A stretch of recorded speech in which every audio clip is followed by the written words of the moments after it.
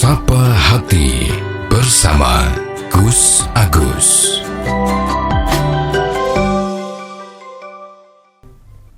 Sobat Dimas Diajeng yang berbahagia, apalagi kalau kita membaca Al-Quran itu mampu memahami artinya atau bahkan bisa memahami maksud-maksudnya, jelas pahalanya jauh lebih besar lagi, yaitu pahala kita berusaha untuk mampu memahami daripada ayat-ayat yang Allah firmankan di dalam Al-Quran.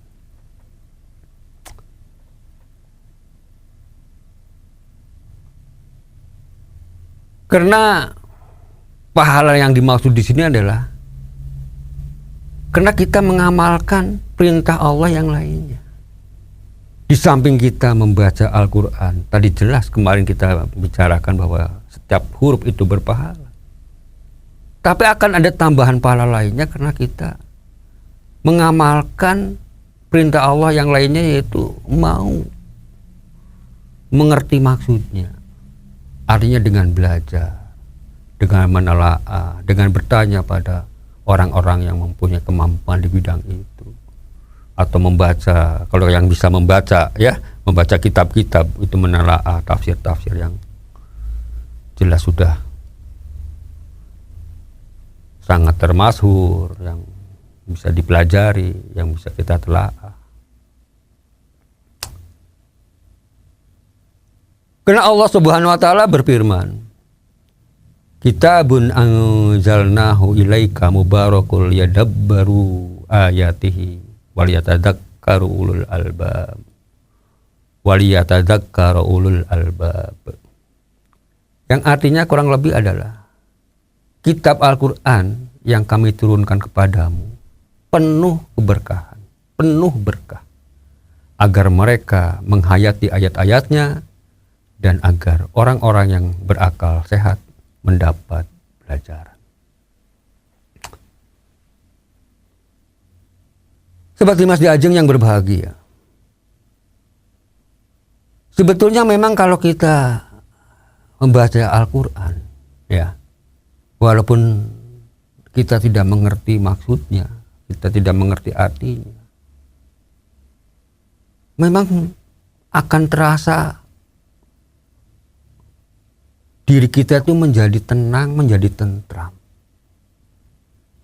Ya, itu yang dirasakan oleh orang yang sedang membaca Al-Quran. Kadang-kadang sok sampai nangis, walaupun dan orang ngerti maksudnya. Ya karena merasa apa ya, orang itu kan ya punya, ya batinnya kita itu, hati nuraninya kita itu, dengan ucapan kita yang membaca, dengan niat membaca Al-Quran ini, itu serasa seperti tergetarkan. Itu banyak orang-orang yang merasakan seperti itu, walaupun tidak ngerti maksudnya. Apa yang dibaca itu nggak ngerti. Ya itu memang sesuatu hal yang kadang-kadang kalau kita nalar dengan akal, ya memang di luar nalar akal kita, ya. Tapi memang kenyataannya begitu. Ya karena apa? Mungkin kalau menurut saya itu adalah salah satunya karena kita sedang ingin mendekatkan diri kita pada Sang Pencipta, pada Allah Subhanahu wa taala. Karena kita tahu bahwa Al-Quran ini adalah firman Allah. Dan kita merasa kecil, ya, karena kita merasa tidak ada apa-apanya. Maka tentu saat kita membaca, hati kita tuh terasa bergetar, terasa tenang jiwa kita. Karena seakan-akan kita sedang berhadapan dengan Allah Subhanahu wa taala, sedang membacakan firman-firman-Nya. Sobat Dimas Diajeng yang berbahagia, karena dengan adanya kita memahami maksudnya, mengerti artinya, itu sebetulnya salah satu tujuan daripada Al-Quran itu diturunkan. Yaitu sebagai apa? Sebagai hudal linnas, sebagai petunjuk bagi manusia, ya, di dalam mengarungi kehidupan ini. Maka kalau kita mau mengamalkan apa-apa yang ada di dalam Al-Quran itu, ya pasti kehidupan kita tuh akan menjadi hidup yang tentram. Ya, sesuai dengan kemauan kita itu terpenuhi. Selalu melakukan perbuatan-perbuatan yang tidak melanggar aturan-aturan agama maupun aturan-aturan yang di dalam kemasyarakatan maupun dalam pemerintah. Nah, karena itu tadi, kita memahami dan kita mau melaksanakan. Cuman yang jadi masalah sekarang ini kan banyak juga orang yang paham tentang Al-Quran, ngerti maksudnya, bahkan mungkin ngerti tafsirnya. Tapi kadang tidak dilakukan di dalam perbuatan kita sehari-hari. Padahal kita sendiri senantiasa membaca. Ya, saya udah pernah mengatakan. Coba kita sholat fardu saja setiap hari itu udah berapa kalau dihitung rakaat? 17 rakaat kan. Itu baru sholat fardu saja, belum sholat-sholat yang lain, sholat sunnah ini, sholat sunnah itu dan seterusnya. Dan setiap sholat itu kan wajib membaca Fatihah.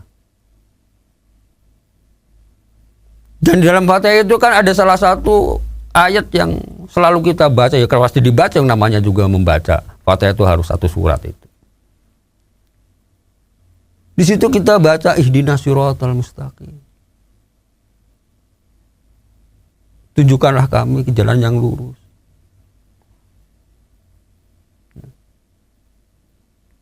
Di dalam sholatnya dia memohon pada Tuhan itu untuk apa? Untuk supaya dia tuh ditujukan jalan-jalan yang lurus. Dan lurus itu jalan yang seperti apa? Siratal ladzina an'amta alaihim, yaitu jalannya orang-orang yang diberi kenikmatan oleh Allah. Ya. Dalam Al-Quran yang lain, dalam ayat yang lain, dalam surat yang lain, siapa orang-orang yang diberi kenikmatan itu? Ya, di antaranya adalah para nabi, para siddiqin, para syuhada, para orang-orang yang soleh. Kan kita tahu bagaimana perilaku nabi, kita sering baca sejarah. Ya, bagaimana perilaku orang-orang yang soleh, bagaimana perilaku orang-orang yang selalu berbuat baik, para wali Allah, para kekasih Tuhan. Kan kita sering membaca. Atau mungkin kita pernah mendengar riwayat-riwayat tadi. Artinya apa? Bahwa itulah salah satu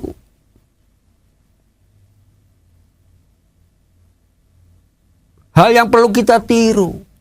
Akhlak-akhlaknya mereka ini. Apa yang mereka perbuat itu harus kita tiru. Enggak lantas kita tuh setelah selesai sholat, bubar sholat ya gosip tetap, gibah, melakukan maksiat, ngomongin orang, memfitnah. Ya. Ini kan namanya bertentangan dengan apa yang kita mohonkan pada Allah, dengan apa yang kita lakukan. Maka tidak heran sebagian ulama itu menyampaikan bahwa Al-Quran ini, membaca Al-Quran ini tuh bisa menjadi syafaat nanti di yaumil qiyamah. Ini sesuai dengan hadis Nabi besar Muhammad SAW. Bisa juga menjadi laknat bagi orang yang membacanya. Hati-hati. Ya, kenapa menjadi laknat itu? Kenapa? Apa yang dia baca, apa yang dia ngerti artinya, ya, ngerti maksudnya, tapi tidak dilakukan. Dalam Al-Quran dilarang kita minum-minuman, mabuk-mabukan. Kita mabuk-mabukan. Ayo, kan kita menjadi dosa, menjadi laknat, ya? Melakukan sesuatu yang diharamkan. Di dalam Al-Quran disampaikan, difirmankan bahwa kita tidak boleh saling hasud, saling dengki, ya, saling bermusuhan. Bersolat kita cekcok sama tetangga. Bagaimana Allah tidak melaknat? Karena itu melakukan perbuatan-perbuatan dosa. Sahabat Dimas Diajeng yang berbahagia. Artinya sebetulnya kalau kita mau melakukan, enggak susah. Semua 30 juz Al-Quran kita baca semuanya, kita maksudnya dibaca semua, kita amalkan semuanya. Wallahu a'lam kalau itu ya. Kita nggak tahu ya, kecuali memang orang-orang yang dipilih khusus. Sebetulnya kita mengerjakan satu surat saja, membaca satu surat, kalau kita amalkan dalam perbuatan kita, wah udah sangat luar biasa ya. Pasti orang itu akan menjadi orang yang terhormat, menjadi orang yang baik, menjadi orang yang derajatnya tinggi, jadi orang yang menjadi panutan orang lain, manfaat buat orang lain.